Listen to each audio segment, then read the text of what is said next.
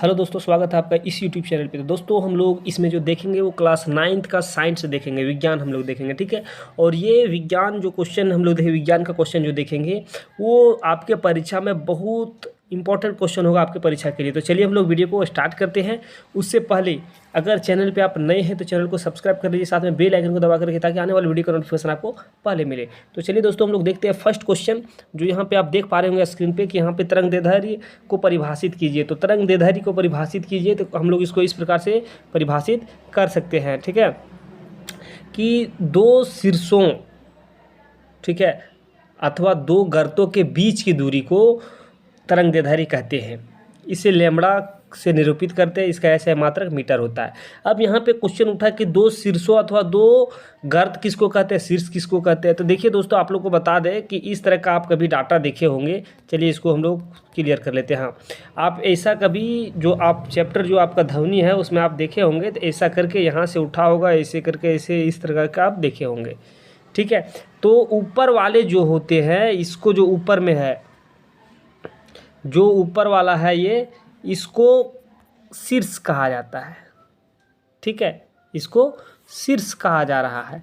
और नीचे वाले जो दो गर्त हैं, जो नीचे वाले दो ये है, इसको गर्त कहा जाता है, ठीक है। तो वही यहाँ पे कह रहा है कि ऊपर वाले जो दो शीर्षों अथवा दो गर्तों, ये दोनों गर्तों के बीच की दूरी को क्या कहते हैं, तरंग दैर्ध्य कहते हैं, ठीक है। मतलब कि यहाँ पे कह रहा है दो शीर्षों के बीच की दूरी को, तो इसके जो यहाँ पे है ये, या दो गर्तों के बीच की दूरी को, ये आपका तरंग दैर्ध्य कहलाएगा, ठीक है। उम्मीद है कि आपको समझ में आ गया होगा, और इसको आप लिख भी सकते हैं अच्छे से, ठीक है। इसका जो इसको निरूपित करते हैं, इसको लैम्बडा से निरूपित करते हैं, इस तरीका से आपको लिखा मिलेगा, ठीक है। आप समझिएगा नहीं कि उल्टा वाई नहीं लिख दिया, उल्टा वाई नहीं है, ये आपको लैम्बडा है, ठीक है। और इसका ऐसा ही मात्रक मीटर होता है। इस बात को आप अच्छे तरीके से याद रखिएगा, तरंग दैर्ध्य का ऐसा ही मात्रक क्या है, मीटर है, ठीक। इसको आप, ठीक है, याद कर लेना है। चलिए नेक्स्ट क्वेश्चन हम लोग देखें कि यदि तत्व का जेड है, कोई तत्व है जो जेड है, उसका परमाणु संख्या या संख्या दिया हुआ है 3 दिया हुआ है, तो तत्व की संयोजकता क्या होगी और तत्व का नाम क्या होगा, वो पूछ रहा है। तो यहाँ पे परमाणु संख्या जो तत्व है उसकी दिया हुआ है 3। अब इलेक्ट्रॉनिक विन्यास करना है, तो इसको हम लोग के, एल, एम में हम लोग और एन में बांटेंगे, है ना। तो के कक्ष में कितना लेता है, एल कक्ष में कितना लेगा, एम कक्ष में कितना लेगा, ये हम लोग जानते हैं। अगर आप नहीं जानते तो इसका फॉर्मूला होता है 2n², जहाँ पे n होता है कक्ष, जैसे में ये 1 है, ये 2 है, ये 3 है, ये 4 है, तो यहाँ पे 2 × 1 का स्क्वायर करेंगे तो 2 आएगा। तो 1 का बैठाइए, इस घर में k में हाईएस्ट 2 लेगा, l में हाईएस्ट 8 लेगा, इसमें हम लोग बैठा देंगे 3, 3 × 9, 9 दूनी 18, इसमें हाईएस्ट 18 लेगा। लेकिन हम लोग उतना नहीं जानना है डिटेल में, हमको यहाँ पे जो पूछ रहा है वो हम लोग देखेंगे यहाँ पे, ठीक है। यहाँ पे क्या कह रहा है कि यहाँ पे परमाणु संख्या 3 है, तो k में कितना लेगा, 2 लेगा। कितना बच गया, 1 बच गया, एल घर में 1 गया, तो इसकी संयोजकता क्या हो जाएगी, तो इसकी संयोजकता 1 हो जाएगा। आपको पता है कि अगर ये 5 से नीचे है तो वही संयोजकता हो जाएगा, और अगर 5 और 5 से ऊपर रहेगा तो उसमें 8 में हम लोग घटा देंगे, वो संयोजकता निकल जाएगा, ठीक है। चलिए अब इलेक्ट्रॉनिक विन्यास हम लोग कर लेंगे 2 1 के रूप में। उसके बाद संयोजकता कितना, लास्ट कक्ष में कितना बचा, 1 बचा, तो ये 5 से नीचे है, 4 से नीचे है, 4 या 4 से नीचे है, तो यही संयोजकता हो जाएगा इसका। तत्व का नाम क्या होता है, तो 1 नंबर में हाइड्रोजन, 2 नंबर में हीलियम और 3 नंबर में लिथियम होता है, तो तत्व का नाम क्या हो जाएगा, लिथियम हो जाएगा, ठीक है। आप इस प्रकार से लिख लीजिएगा। चलिए नेक्स्ट क्वेश्चन देख लेते हैं, और ये क्वेश्चन थोड़ा आप आराम से समझने का प्रयास कीजिएगा, ठीक है। क्वेश्चन देखिए कि किसी तत्व के परमाणु में 5 प्रोटॉन है, यहाँ पे देखिएगा 5 प्रोटॉन, 5 इलेक्ट्रॉन और 5 न्यूट्रॉन है, ठीक है। इसकी परमाणु द्रव्यमान संख्या, इलेक्ट्रॉनिक विन्यास एवं संयोजकता निकालना, मतलब परमाणु संख्या निकालना है, द्रव्यमान संख्या निकालना है, इलेक्ट्रॉनिक विन्यास करना है, और संयोजकता भी करेंगे हम लोग, ठीक है। तो चलिए हम लोग सबसे पहले इस प्रकार से लिखेंगे, हम लोग यहाँ पे लिखेंगे दिया है, क्या क्या दिया है, प्रोटॉन जिसको P से दर्शाते हैं वो 5 दिया हुआ है, इलेक्ट्रॉन ये 5 दिया हुआ है, न्यूट्रॉन भी ये 5 दिया हुआ है, सभी को E, N जिससे दर्शाते हैं हम लोग लिख दिए हैं, ठीक है। अब परमाणु संख्या निकालेंगे। परमाणु संख्या निकालने का फॉर्मूला क्या होता है, फॉर्मूला नहीं कह सकते हैं आप, यहाँ पे समझ सकते हैं कि परमाणु संख्या निकालते हैं कैसे। ठीक है, तो परमाणु संख्या बराबर होता है प्रोटॉन की संख्या, जो प्रोटॉन की संख्या होगी वही परमाणु संख्या हो जाएगा। तो प्रोटॉन की संख्या कितना है, 5 है, इसलिए इसका हो जाएगा परमाणु संख्या 5। यहाँ तक कोई दिक्कत? चलिए यहाँ तक समझ में आ गया।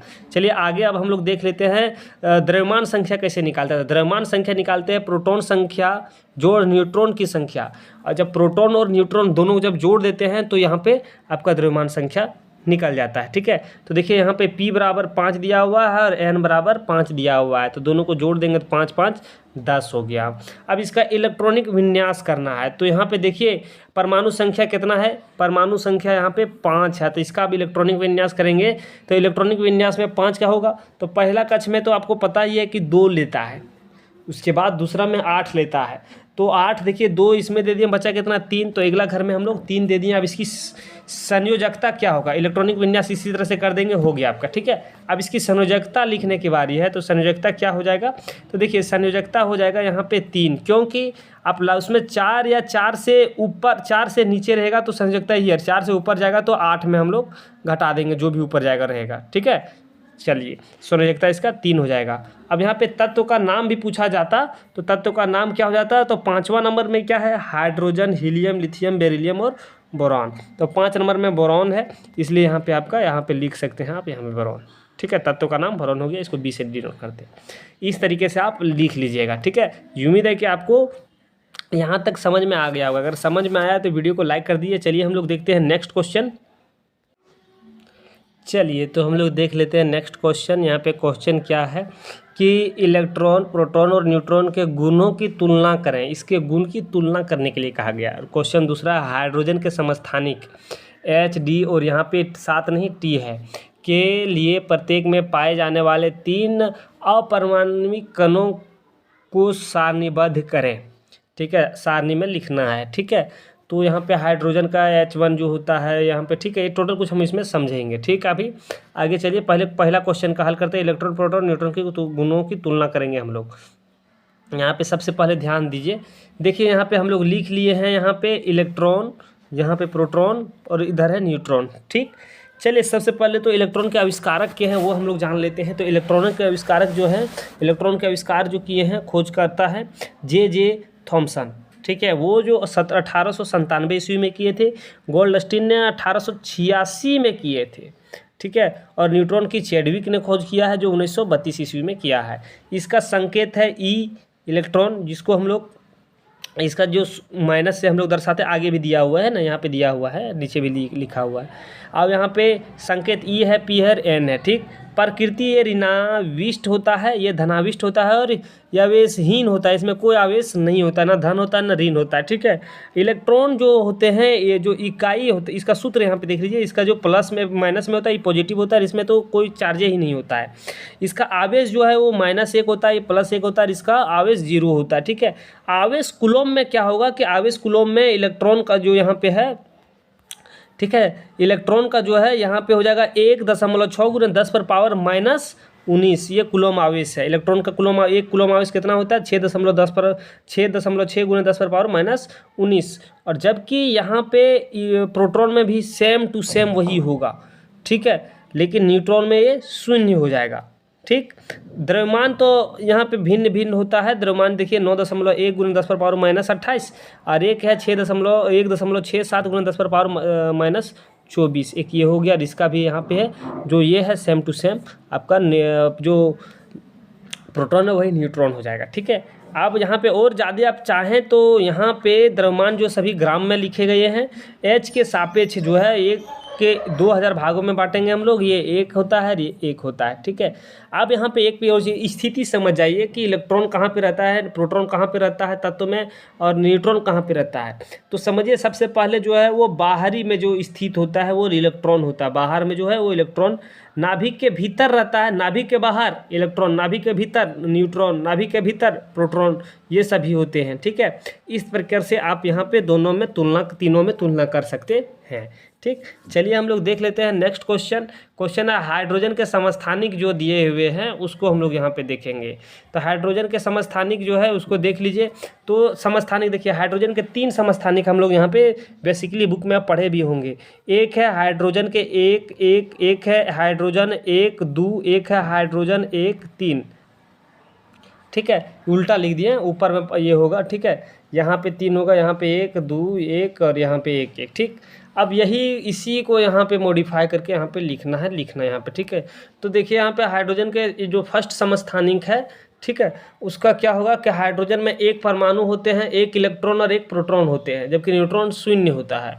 तो 1 होता है, तो देखिए डालिए इसमें 1 और 1, न्यूट्रॉन यहाँ पे 0 है। एक यहाँ पे हाइड्रोजन का जो दूसरा रूप होता है, ठीक है, हाइड्रोजन के दूसरा रूप जो हाइड्रोजन का दूसरा समस्थानिक है उसमें H12 होता है। तो इसमें एक तो यहाँ पे प्रोटॉन तो आपका हो गया, इलेक्ट्रॉन तो परमाणु संख्या है, प्रोटॉन हो गया आपका, प्रोटॉन तो परमाणु संख्या है, यहाँ पे 1 हो गया और वहाँ पे फिर 1 हो गया।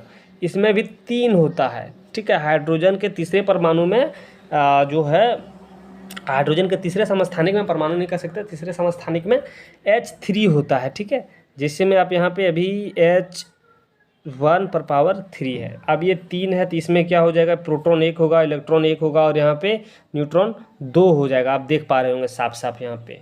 ये हो गया आपका एक जो अंतर है वो आप इस प्रकार से लिख सकते हैं। ठीक।